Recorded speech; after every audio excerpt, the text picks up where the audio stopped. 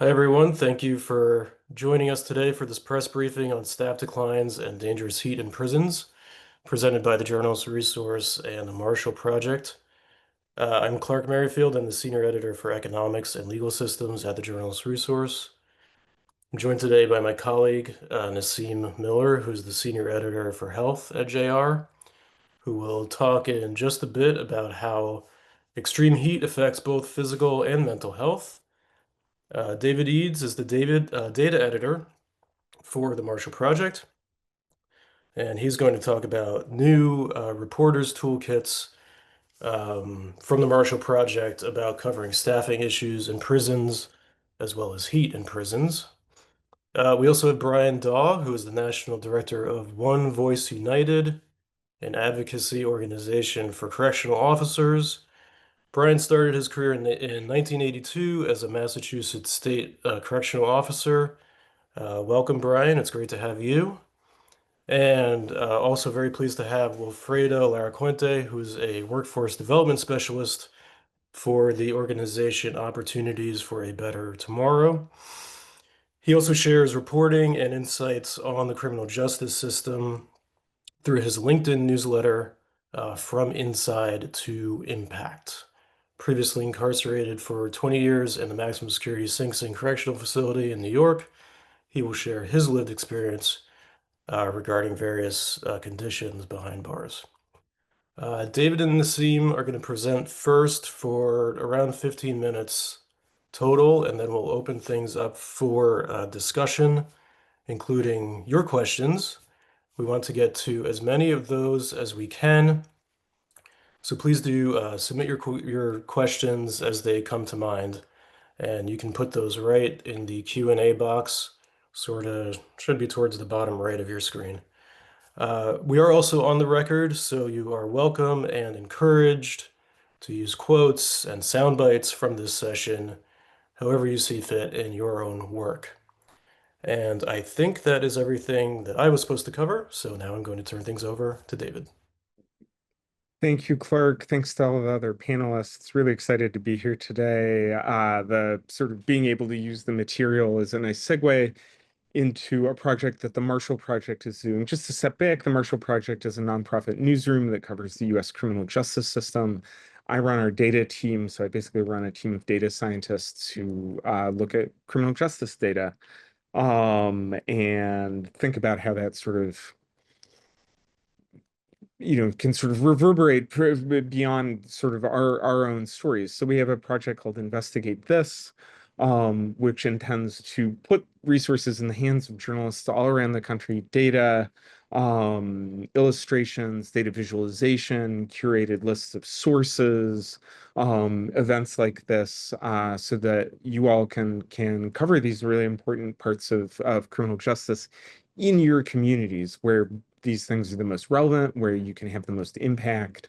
We know very well covering this nationally that most of the criminal justice system is happening at the county level, at the court level, at the local level, local law enforcement. So that's a really important thing for us. And we encourage you to go to investigatethis.org and check out our toolkits. I'm going to take a quick little detour, just plug something. We really think this is important because, journalism itself is becoming more participatory. Short form video is now overtaken every other single form of media consumption is the main way people get news around the world and in the US. People are figuring out how to cover these things on the fly. They didn't necessarily think they would be a journalist. So there's this beautiful book, Design When Everybody Designs, and this is sort of thinking about how to make these processes more participatory. And I think there's something interesting in a corollary in the world of journalism. Journalism when everybody can be a journalist, but maybe not a good one. How do we think about that? All right, so we'll go very quickly through a couple of these slides. We really want to get into, what our expert sources have to say. We have a toolkit, however, about prison staffing trends in your state. And so you can download graphics, and then on your webpage, we'll look at that and understand why this is a big issue. I think it stands to reason, but it's a major issue that when prisons are not properly staffed, because of the risk of violence to correctional officers, between incarcerated people, um, deteriorating conditions. It's a major issue, and an issue where we've seen sustained staffing losses across the board. So let me show you a little bit of how this has been used. Um, we're looking a little bit at New York here, just because it's a really important state this year in terms of this issue. But here's, many stories. There's been dozens of stories now, written from our toolkit, most recently 40 or so stations in New York and New Jersey media markets ran a short investigative piece based on this data. So you can kind of see the big trend here. This is New York State. Not every state follows this trend, but New York State is a really important one. You'll see this runs through 2023. It's a little outdated. We have 2024 now. But New York State has had huge, huge drops in correctional staffing, sustained drops in correctional staffing, and that ultimately sort of led to a strike this year. And this gives you some context for understanding that this isn't coming out of nowhere. This is, at this point, decades of decline. You can embed this in your website. You pick the state that you want. You get a little code, and then you can drop it into your web piece. You can put it in your short form video, screenshot it, play around with it. We've got lots of ways for you to sort of get this and interact with it and remix it for your own purposes. We won't go into where the data comes from. It's from the US Census. You can read about it. What I will say that's interesting about this data set and several of the data sets that we have on offer and will have on offer is that it covers more than just the criminal justice system. So this data set actually has information about all sorts of things that states do. Police protection, so state police. Oklahoma saw a big drop. Education, higher education is a big thing that state governments do. California is really outpacing the nation. So you can see that on a site that I built outside of the Marshall Project, that the URL is here. Now let's talk about heat in prisons. There's a lot of intersecting and overlapping things there. There's a lot of themes that sort of come up that in staffing and then in other parts of our coverage area that really overlap with this. So you've got climate change. The earth is getting hotter and that's creating new challenges for incarcerated people and for prisons. We have an aging prison population in the United States. Older people are more vulnerable to all sorts of health related issues, but especially heat related ones. We have labor impacts. Workers aren't going to want to go in if it's boiling hot, or maybe they can't because of the aforementioned health vulnerabilities. So you have all these intersections between incarcerated people and climate. And really, one of the most vulnerable populations, one of the most, a population that has very little control over what happens around them. And we know that heat deaths are underreported. It might be written down as asthma or a pulmonary problem, diabetes related, but we know the causal trigger. We could guess that the causal trigger is somebody overheated. Mental health and violence. Heat can lead to self-harm. Sometimes people self-harm so that they can go to the hospital and sit under air conditioning. Some psychotropic drugs are less effective. And so if somebody's on their meds and it's really, really hot, maybe their mood is less regulated.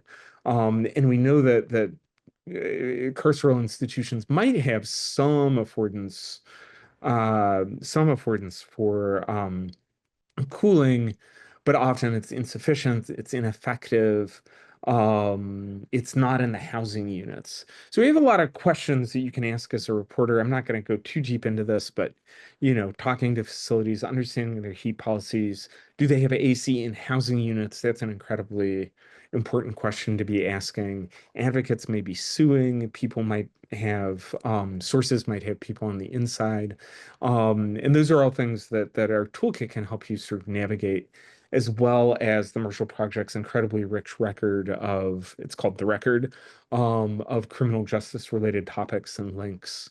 So I'm going to stop there, since we've been talking a lot about sort of how you get into some of this reporting, and kick to Nassim to talk about how how does heat just affect the body? Sure. Thank you so much. So as Clark said, I'm the senior health editor for the Journalist Resource, and thank you all for having me and shedding light on this important topic. So if you don't know about JR, we really want to encourage journalists to use more academic research in their reporting. So I'm going to first talk a little bit about the data for extreme heat deaths and also how it affects our minds and bodies, but also show you some sample research studies that you could potentially use to bolster your reporting. So what do we know about the impact of extreme heat? One of them is that we know that it's a silent killer, which means, a lot of, it's kind of like not a visible killer like a hurricane or a fire. And a lot of times, as David also mentioned, the deaths could be underreported, or it could affect some people who might have other complications and might die days later at a hospital. Heat stress is the leading cause of weather-related deaths worldwide. The number of people exposed to it is increasing, and it doesn't impact everyone equally. Some people are more vulnerable than others, and we're going to dig into that a little bit. And the negative effects of heat are largely predictable and preventable. So next slide, please. So here, just a quick chart here to see, as you can see, like in the past decades, the number of heat-related deaths have been increasing, and I have some extra information on there that you can review later. Next slide, please. We can also see that a lot of the heat-related deaths are sort of grouped at 55 and older. So as become older, we become more vulnerable to dying from extreme heat and exposure to heat. Next slide, please. Men are more vulnerable to dying from heat-related issues than women. And next slide. And also we can see that when it comes to weather-related events, for instance, extreme heat days, etc., more deaths occur because of that heat-related events compared to other natural disasters such as hurricanes and floods and cold even. Next slide, please.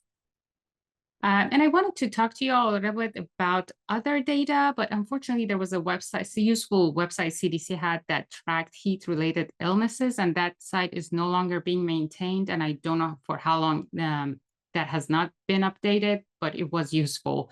However, next slide, please. There is a website on the CDC called Heat Risk, where you can plug in your zip code and see what are the heat risks in your area on a particular day. So let's talk a little bit about, next slide, please, about how heat affects our body. So our body kind of maintains a core temperature of about 98 degrees. So when the temperature outside or around us goes up, your body starts working to keep that core temperature at 98. So that, you start sweating, you start, maybe getting a little dehydrated.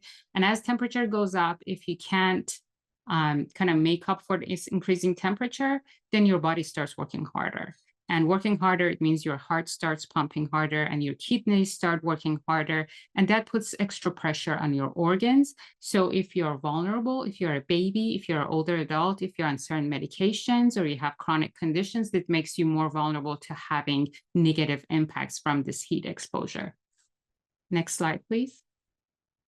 So one of those negative impacts, of course, is heat exhaustion, but the worst of it is a heat stroke. And sometimes people who are in a heat stroke aren't even sweating at that point. And it's very important at that point to seek immediate help and put the person in an ice bath to prevent death. Next slide, please. And we also, research shows that heat affects our brains, our mental health. There's research studies that show that, it can affect, especially people who are on certain psychiatric medications, they affect how we handle our body's ability to handle heat. But also just think about yourself when you're outside and it gets too hot, you become irritable. So imagine if you are in a certain environment where you don't have control over your cool water intake or bringing the temperature down. So that could increase irritation, especially for incarcerated people. There is research that shows that the emergency department visit due to mental health issues increases during hottest days of the summer. And heat can also make mental health conditions such as anxiety, mood disorders, self-harm, and schizophrenia worse. Next slide, please. So we have been talking about this, but again, just to remind you who's at risk, and really it falls into two categories. It's folks that have physiological factors such as your age, chronic conditions, but also other factors are exposure, like where you work, whether you're incarcerated in an environment that you can't change your temperature, or athletes. So these are, again, these two factors hand in hand can affect people. And I think they kind of come together for incarcerated people if we talk about it. Next slide, please. So research studies shows that when outside temperatures exceed 100 degrees, the heat index, which takes into effect humidity in prisons and jails, can be much higher, as much as 150 degrees, if you can imagine. Again, next slide, please. There is a survey that was done of 192 incarcerated people in Texas, and I thought some of the quotations in the survey was very telling. For instance, they said that as in the prison staff, refill coolers every 2 to 3 hours, but with over 100 inmates drinking, they never stay full for more than 20 minutes. So that's an issue. They talk about frequent conflicts with prison staff over water access, showers, and cooling areas, but also this extreme heat affects prison staff. There's a former correctional officer in a Texas hearing who said that when temperatures go 110 degrees, the staff must endure the heat because they're wearing safety equipment, such as staff-proof vest, and they have to, conduct their rounds with no breaks. So it really affects everybody who's in this environment. Next slide, please. And, of course, again, another factor that makes prison incarcerated people more vulnerable is that the population in prisons, as David said, is aging. And as we talked about, aging makes you more vulnerable to extreme heat. Next slide. And this last 3 slides, I wanted to just mention several studies. If you search places like Google Scholar, or if you on PubMed, you can search for heat in prisons and find good quality research studies that look at the issue of extreme heat in prisons.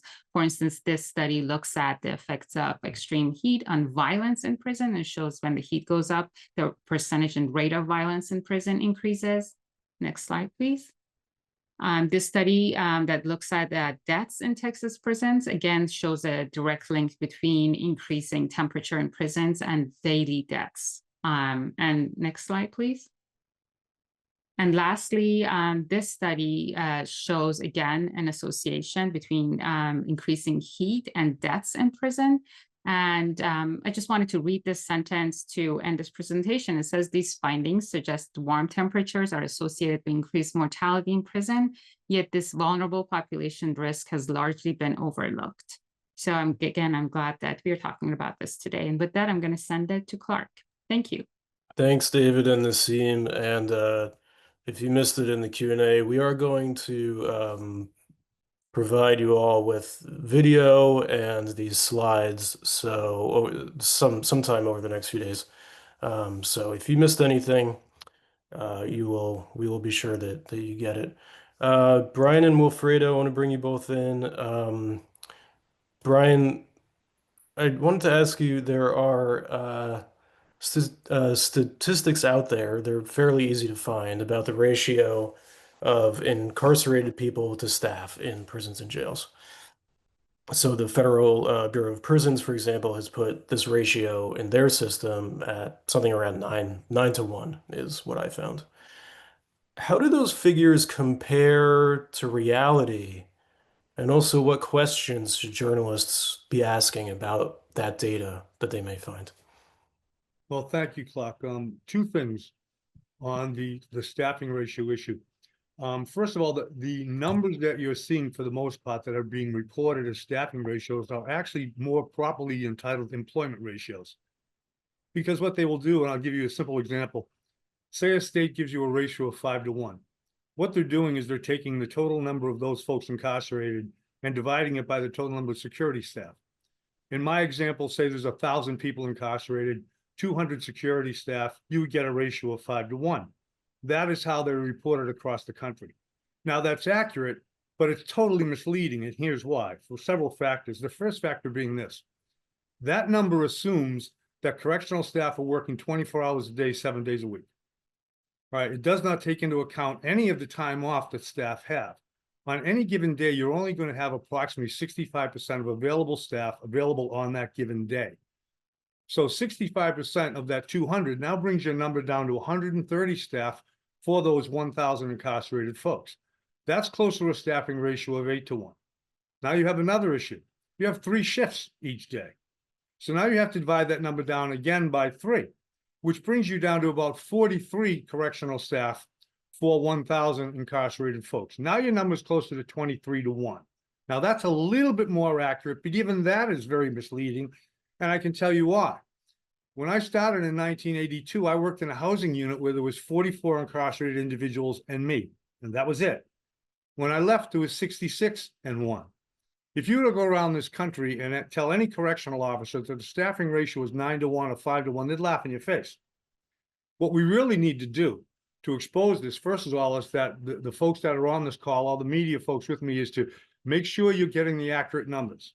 All right, you want the actual staffing ratios. You don't want the employment ratios. Those are important. Secondly, what we ask for is that all of our politicians do something called visit before you vote. Go to these correctional facilities, walk through them, and see what these staffing ratios are that you're voting on. You're voting on the budgets for these men and women and for the folks that are incarcerated, yet so rarely do our elected officials ever go through these facilities.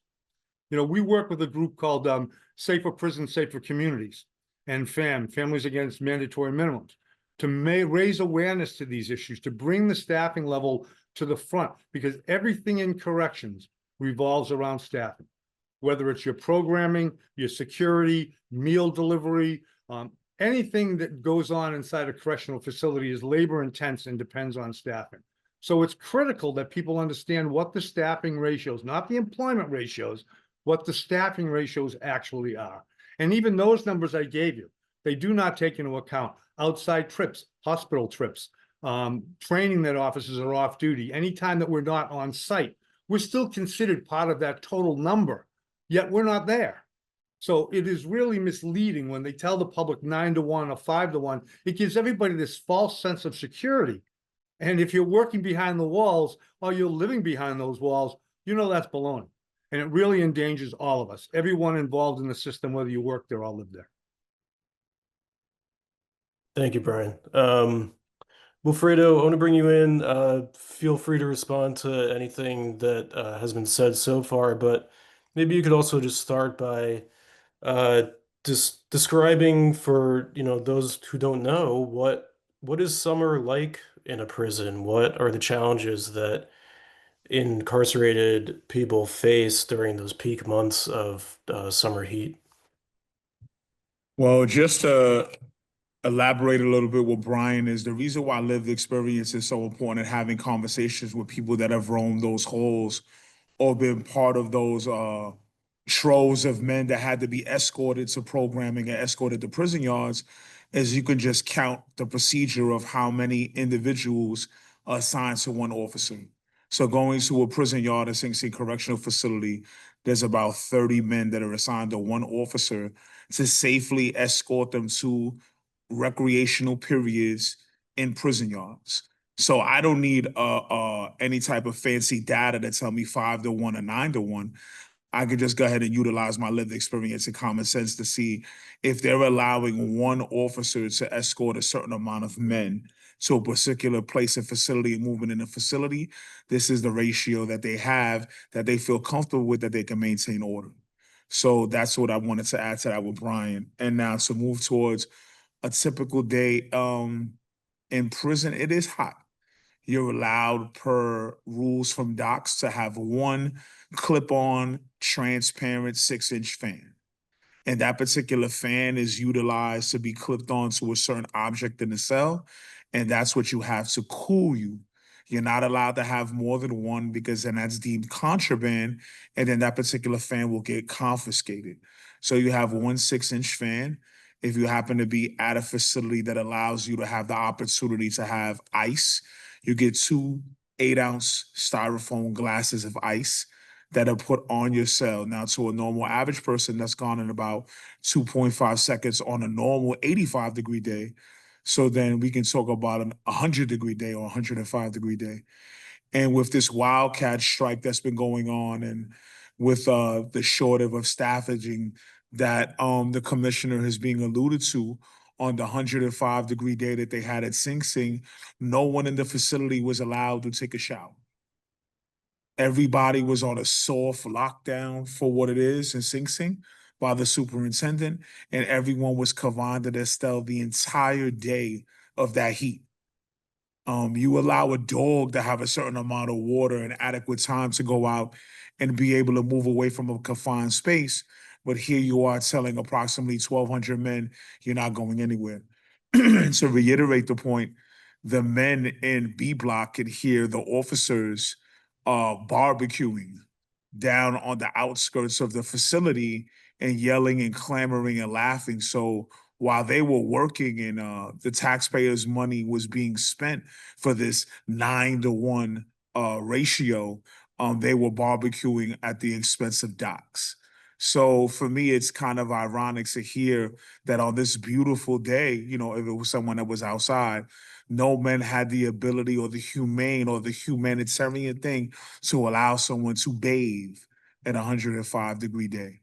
And that's something to look at. It's not it's a typical thing when the officers decide through cronyism and through there's not a lot of governmental eyes or there's not of the executive team's eyes that they deem that they're Murphy's Law, that they're going to do exactly what they want to do. And that's why it's good to lean on lived experience when you're talking about these particular conditions, because that's where you're going to get the real insight. That is great. And it shows what happens when a death occurs or when it's an extreme condition. But docs isn't looking at data. They want to make sure that enough bodies in the cell, and they want to make sure they have enough people there to secure everyone in the cell. And then once they already have the key already turned and everybody's in for the day or the night, they could go about to their own affairs. Thank you. We have a lot of great questions coming in the Q&A. Please keep those coming. I want to get to one of these, and this gets to something else I wanted to talk about, but why is the heat index in prisons so high? And maybe, I'm not sure who would like to take this one, but what is the general um, air conditioning, heat mitigation situation in prisons? Are there any out there that have some sort of heat mitigation system, or is it by and large just not something that exists? Prisons weren't designed for that.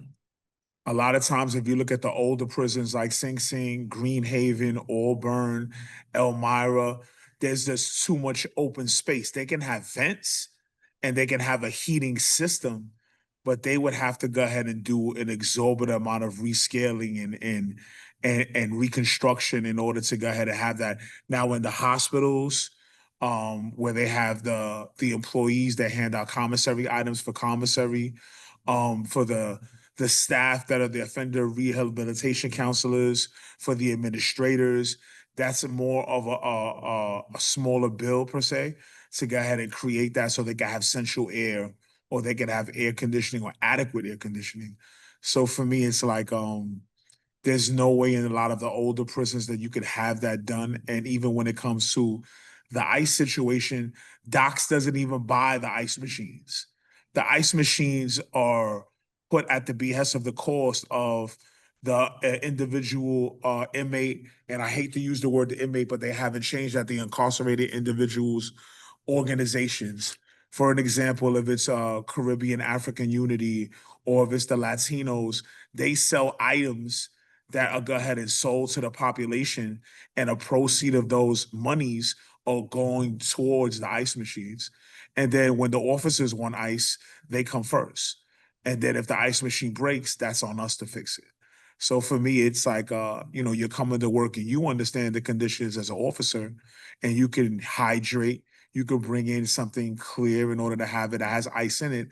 But what you refuse to do is do that, and you lean on the amenities of docs, which just exasperates the situation.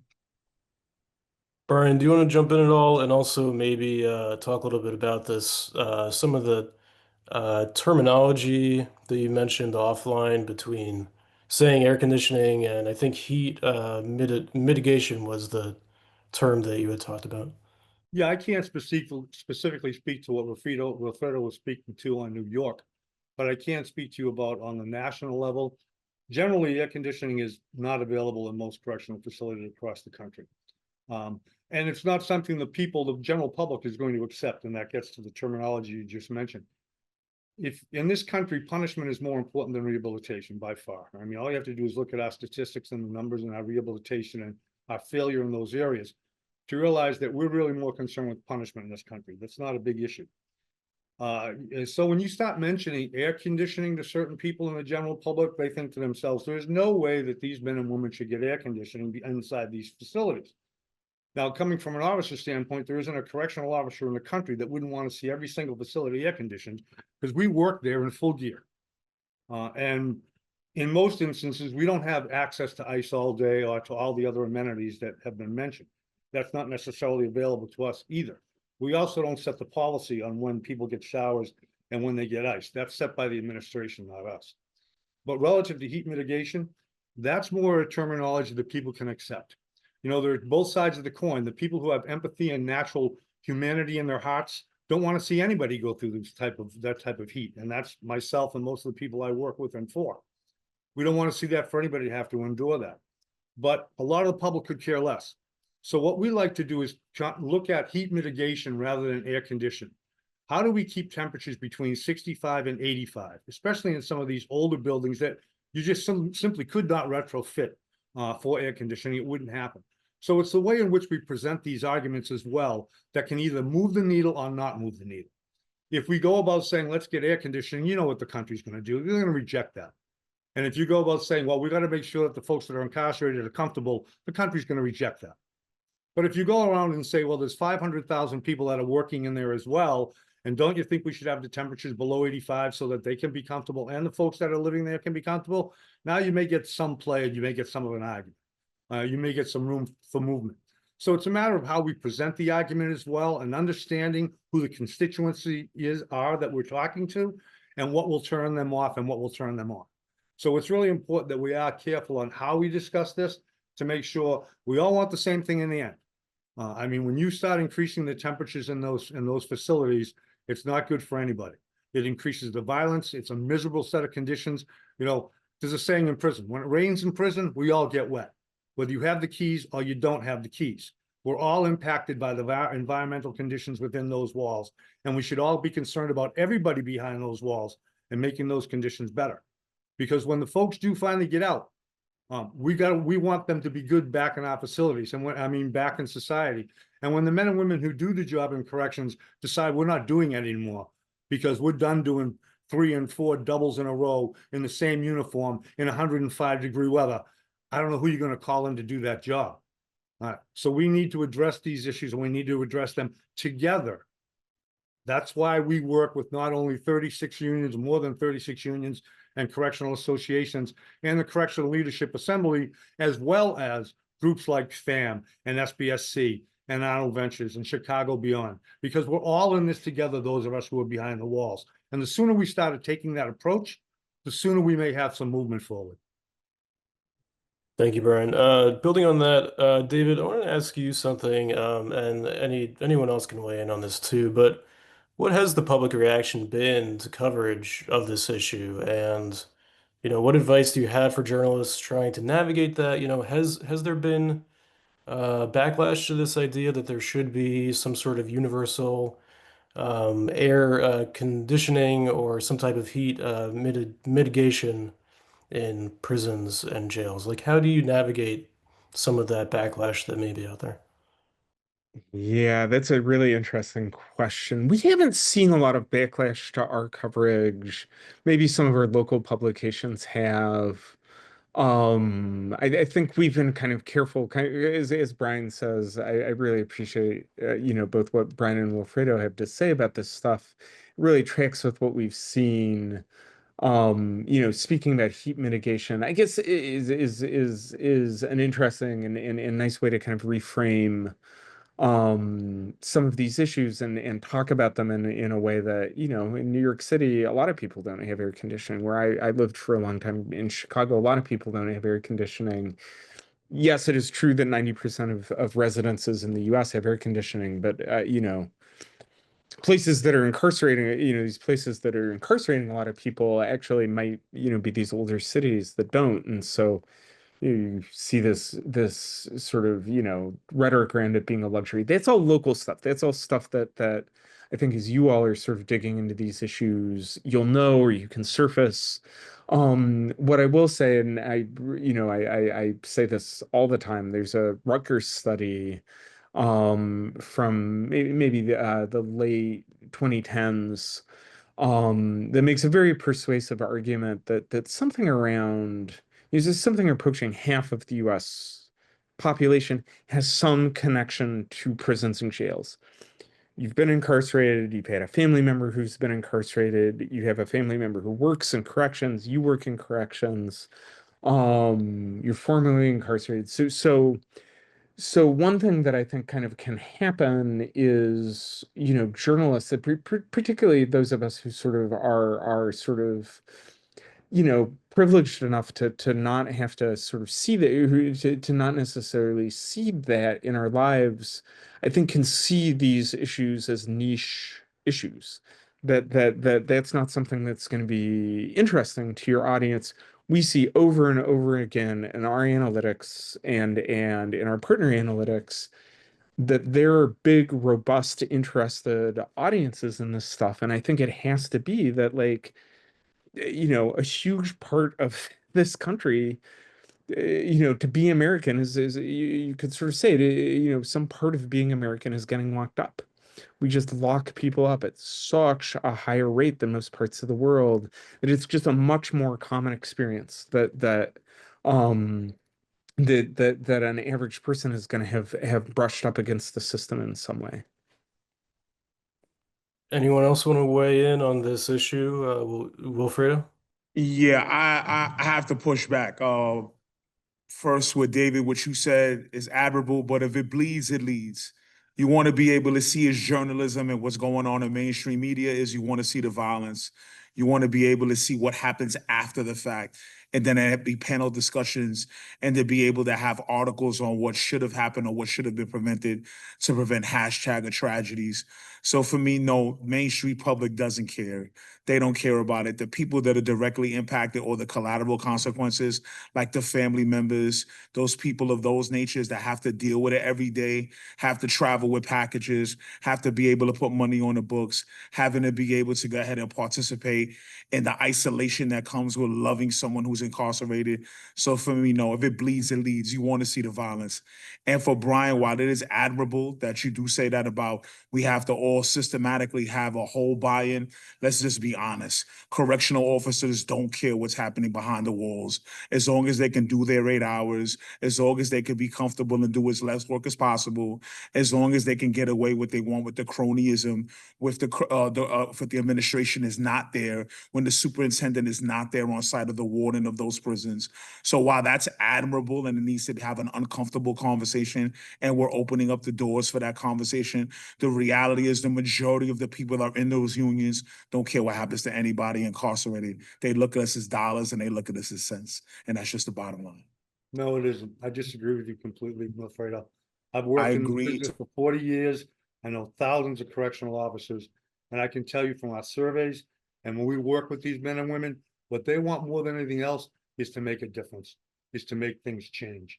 They don't want to go in and do a quick 40. That's why we can't have that's why we don't have the retention we need, is because the mission is no there. It's not, the opportunity is not there for us to do what we would really like to do. So I do push back on you on that. Yeah, do we have some correctional officers that shouldn't be correctional officers? Sure, I admit that. Yeah, we do. You know, but there's also some awful bad folks on the other end of the bars as well.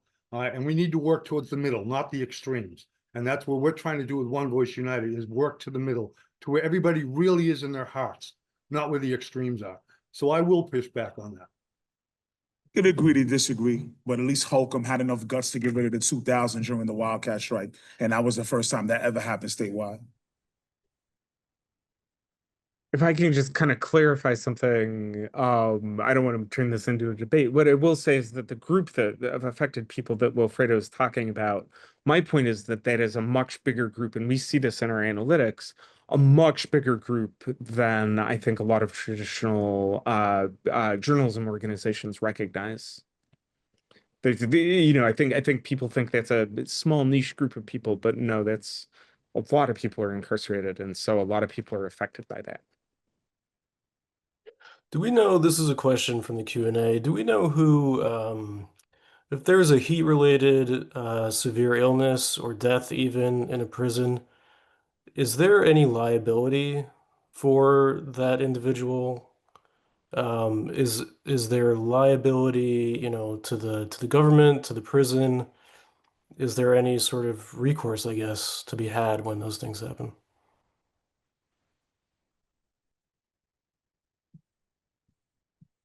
Well, I'll go from my knowledge and personal experience that they'll go ahead and just say the cause of death is something else. Like you said, it was asthma. It's something else that was related to a comorbid condition that they already had, kind of like what was going around with COVID. And I was inside during COVID. So for me, it's like, I don't feel that docs is ever going to go ahead. And I'm speaking for New York because that's my experience. That's my meat and potatoes.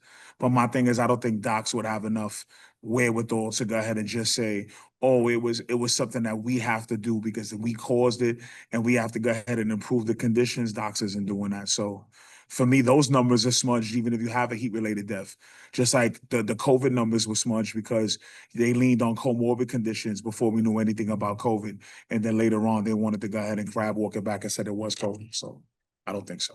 I'll just add, the only place where we've seen in our reporting any kind of liability, and it's very rare, but it's through civil rights lawsuits brought on behalf or by groups of incarcerated people.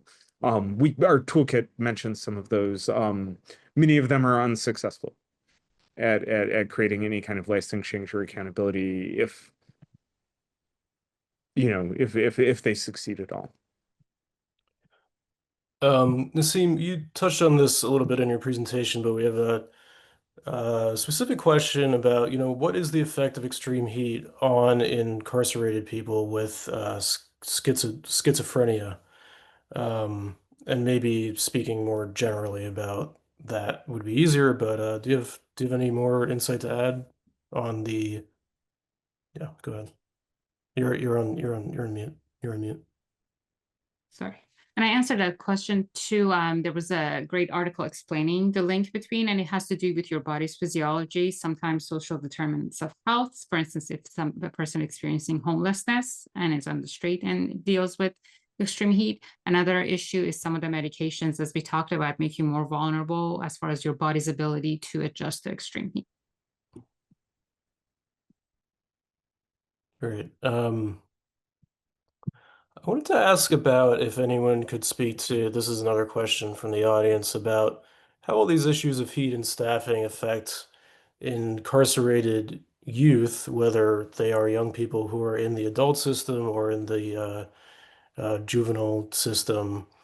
Do we have any insight into that? Or like all these things that we talked about so far, I think are for adults generally, or again, there are, some very young people who are in adult prison, but when it comes to youth incarcerated people, are these issues cropping up for them as well? Well, I could just speak to New York. The New York detention for the youth, most of those spots are newer facilities.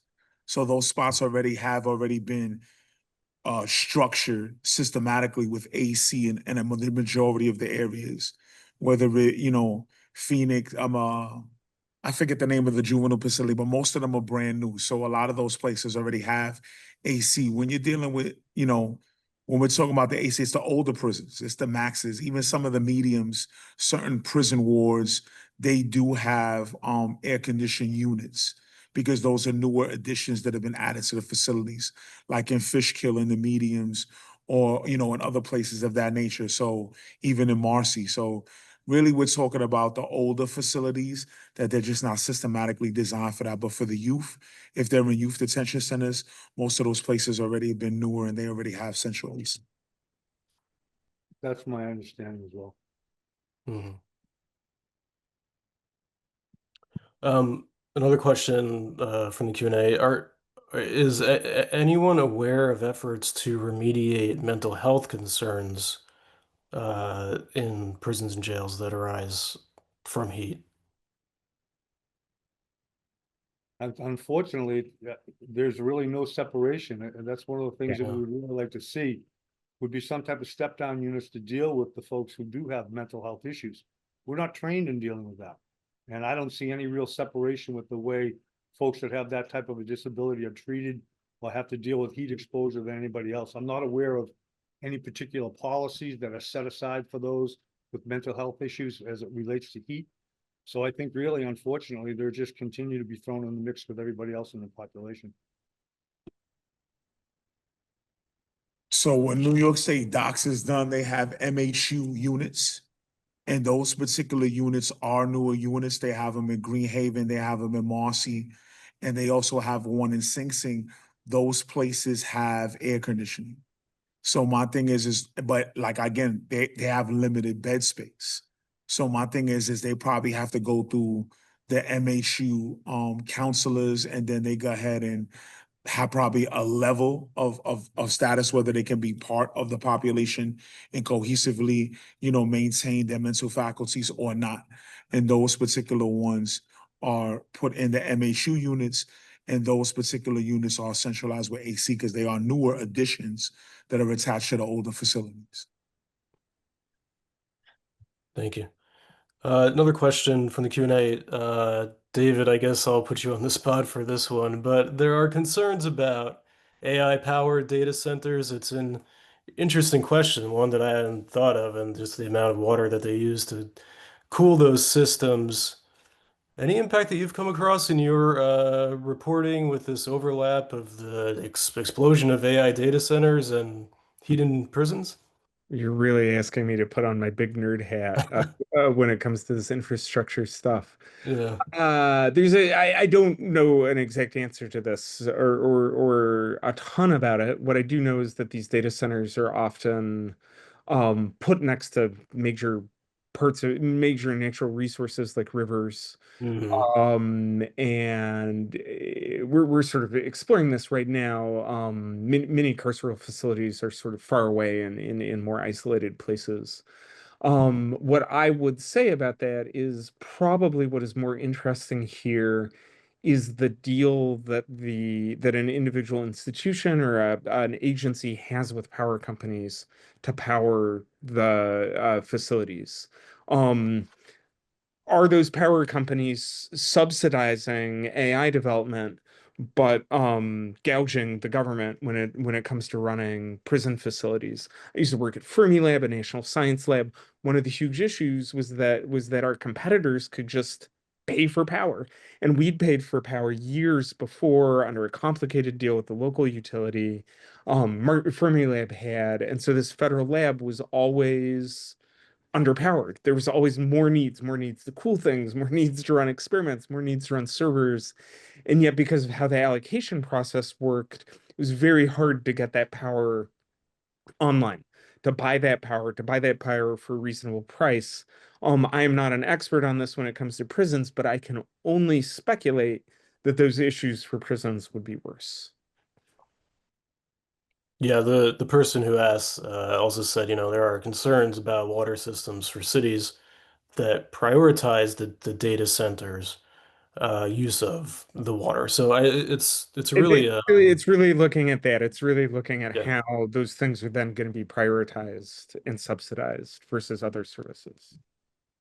Yeah. So Wilfredo, you've talked a bit about how the public perception of heat in prisons, it's just seems to be something from your point of view that the public by and large doesn't care much about.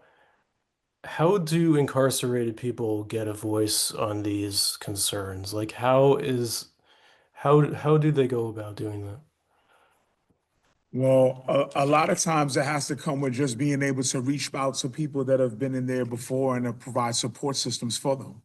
So I found out about the 105-degree day in Sing Sing when someone messaged me. So my thing is there has to be more of a place where people or journalists decide that they have to go ahead and listen to these particular voices and act like a sifter and be able to see what is the primary concerns. A lot of times I'm very big on accountability, and I feel like I'm accountable for my actions and what put me in the carceral space. But at the same time, I don't want the carceral space being weaponized and all of a sudden I'm being retried and convicted all over again by inhumane conditions. And that's something I experienced in my 20 years. And a lot of times it came where I just had to endure it and told myself when I finally got myself out of here, my newsletter and my platform was going to be a place where I was going to voice those concerns unapologetically. So my thing is that that's how the mantra that I stand 10 toes down on, and I make sure to echo the voices of the people that are not here, the people that need that voice. And more importantly, what I've gone from this LinkedIn thing, the family members as well across other states that doesn't even have to deal with New York, that they feel that no one is listening. And they feel their concerns of their loved ones, that no one is echoing those cries. And that's what I do to try to be able to bring that to light because, you know, this current administration of government just took 5 people and just jettisoned them to an African prison without even knowing what kind of conditions are over there. And those conditions were sketchy at best. So my thing is they're not even with the type of freedoms that are provided in this particular country. And all of a sudden they were whisked away on the auspice that their countries, their of origin weren't taking them.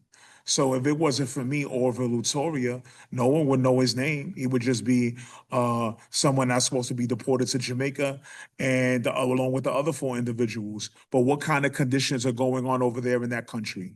What kind of heat conditions are going on in Africa right now that we don't know about because they're in solitary confinement, and our government has giving them a substantial amount of money to just go ahead and dump them over there.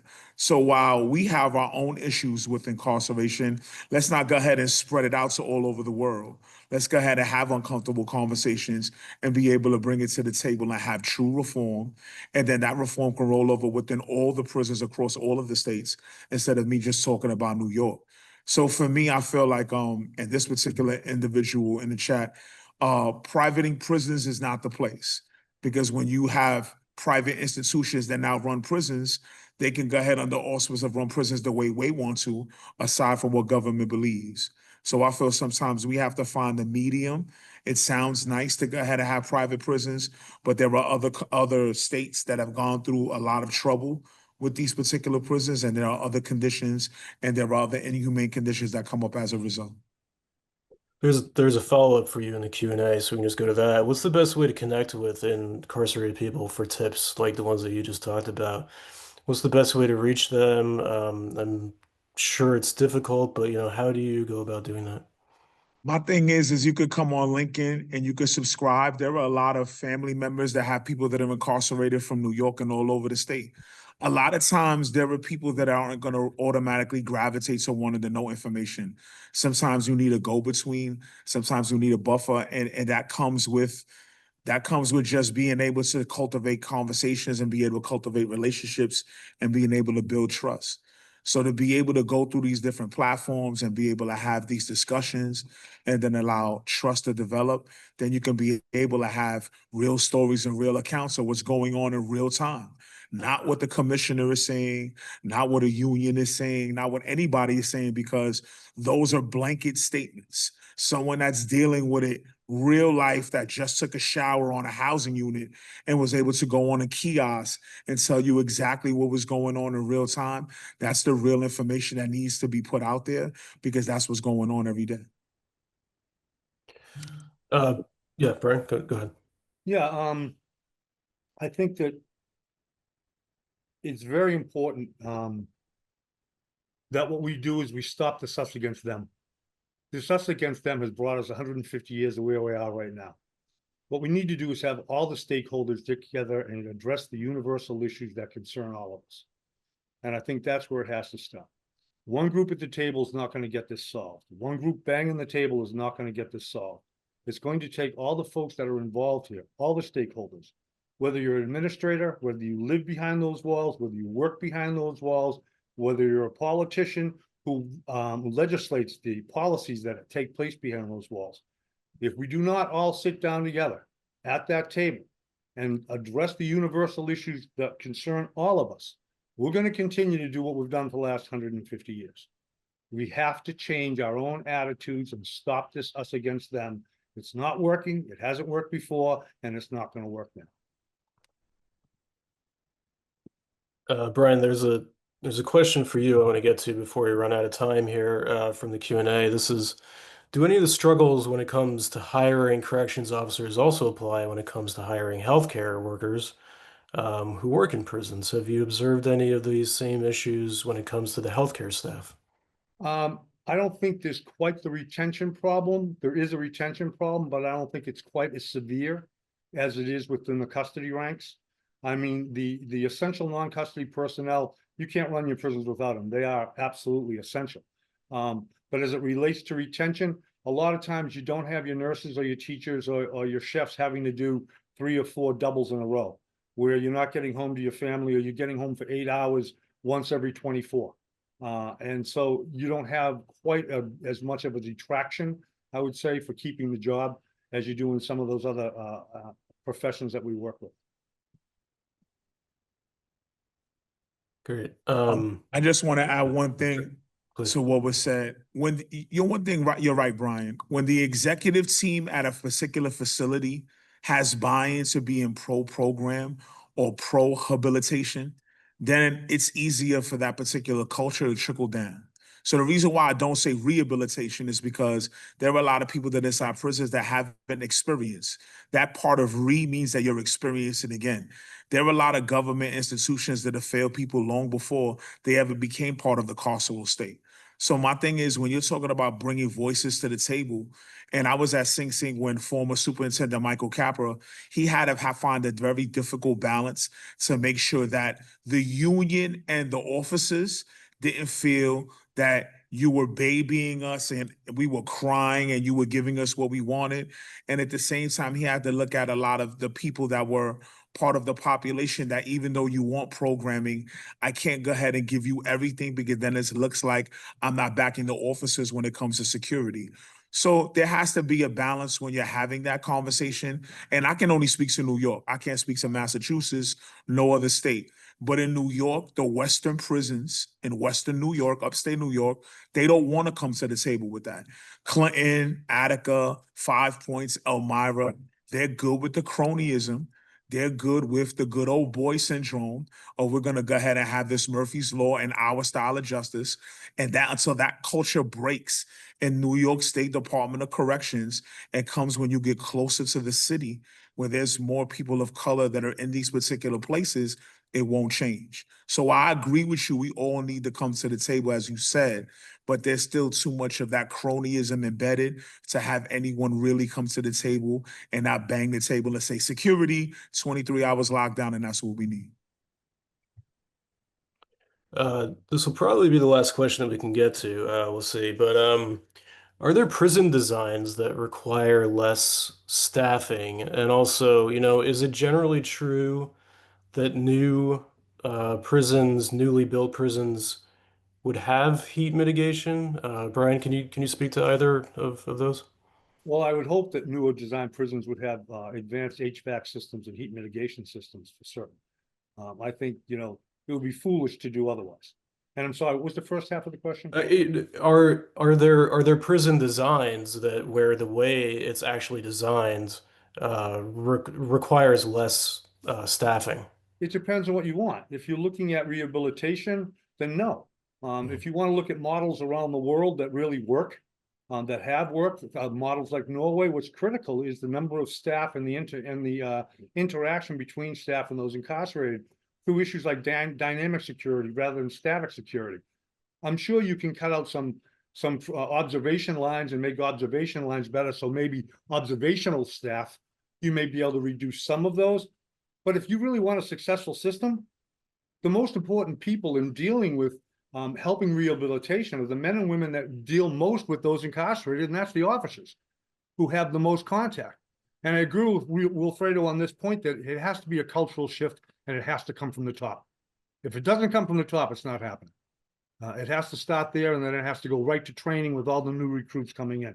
So from a standpoint of can you build them and need fewer staff? Well, if all you're about is incarceration, if you want to call yourself to the Department of Confinement rather than the Department of Corrections, sure, that works. But if you're really about rehabilitation, you need staff. Here's the thing about corrections. You want this to work, it's going to cost you. And this country is simply not willing to pay the cost to either reduce the staff, the number of people who are incarcerated right now, we're not willing to do it, or to take the steps necessary to make sure that reentry and rehabilitation are indeed our priorities. One quick thing, Clark. Sure, yeah. I'm really not into the culture of let's build more prisons. I think we have enough prisons already built that we could probably modify certain areas of it, in whatever state you're in. But for me, I'm not with the culture or the mantra. We need to build more prisons to make them more comfortable because, to be honest with you, I hold myself accountable. The accountability factor is something that's very important. But I'll be honest with you, prison's supposed to be uncomfortable. It's supposed to place you want to get yourself out of as quickly as possible. So for me, I feel a lot of times when you will provide phones in the cells or when you provide certain amenities, those are just electronic leashes in order you stop creatively thinking how to get yourself and rehabilitate yourself and get yourself out of prison. So for me, I just don't subscribe to those particular things. It's supposed to be a tad bit uncomfortable, not inhumane. I want to go ahead and double down on that. It's not supposed to be inhumane. It's supposed to be uncomfortable and not a place where you want to go ahead and call home, like it's a resort, but it's someplace where you have to go ahead and start working on yourself to become the best possible version of yourself in order to get yourself out of there as quickly as possible and assimilate back into society as a productive member. Just wanted to say. Thank you. Thank you for yeah, we are up against the hour, but I did want to just give anyone a chance if anyone wants to add any final thoughts, anything that you want to mention that we didn't talk about. I just wanted to say thank you for the opportunity. You know, I've been in this business for 4 decades, and it hasn't been until just recently that anybody has really cared about the voices of the men and women who are doing that job every day. And I want to send out a big thank you to all of them who are in behind those walls right now doing that job. And thank you to you folks and the Marshall Project for providing this opportunity to have those voices heard. So thank you all very much. Great. All right, we'll end things there. Huge thank you, of course, to everyone who listened in and asked the questions. Thank you for great questions. Naseem and David, thank you for presenting on staffing and heat. Brian and Wilfredo, thank you for an honest and straightforward conversation on these issues today. Everyone who's on the webinar will get a follow-up email in the next few days with the video and the slides too. I am going to be doing a write-up with some key takeaways from everything that we talked about today. That will be on journalistsresource.org, and you can also sign up for our weekly newsletter there. That's it for now. Thank you again to everyone, and we'll see you all next time.